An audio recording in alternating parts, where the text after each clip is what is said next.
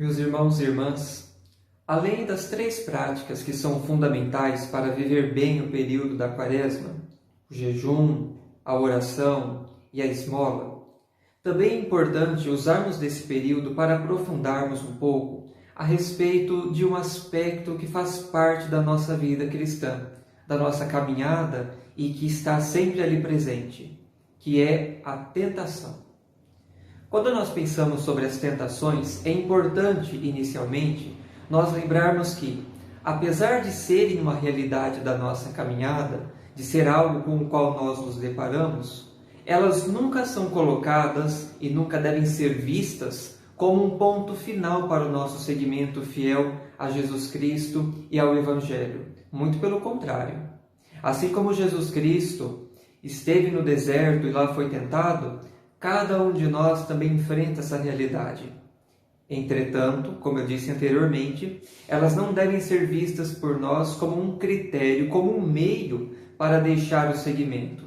Mas Santo Agostinho mesmo nos ajuda a entender isso quando diz que enquanto formos peregrinos neste mundo, ninguém está isento de ser tentado, porque é exatamente na tentação que se realiza o nosso progresso e é também através delas que nós conseguimos conhecer a nós mesmos. Conhecer a nós mesmos com o objetivo de entender quais são as áreas da nossa vida que precisam de um reparo, que precisam de um aprofundamento, que precisam ser transformados para não sermos pegos novamente pelo inimigo e aí pecar. Portanto, peçamos a Deus que nessa Quaresma e também ao longo de toda a nossa vida, nos dê a força precisa para sabermos lidar com as tentações. O Papa Francisco, quando meditou a respeito do Evangelho do primeiro domingo da Quaresma, nos recordou uma realidade que nós nunca devemos nos esquecer. E qual é? Com o diabo não se dialoga. Ou seja, com as tentações não se dialoga, com as provações tampouco. Com tudo aquilo que se opõe à vontade de Deus, nós não devemos dar tempo, não devemos dialogar, não devemos dar corda, porque é exatamente a partir deste tempo que damos a elas que vamos aos poucos enfraquecendo-nos espiritualmente.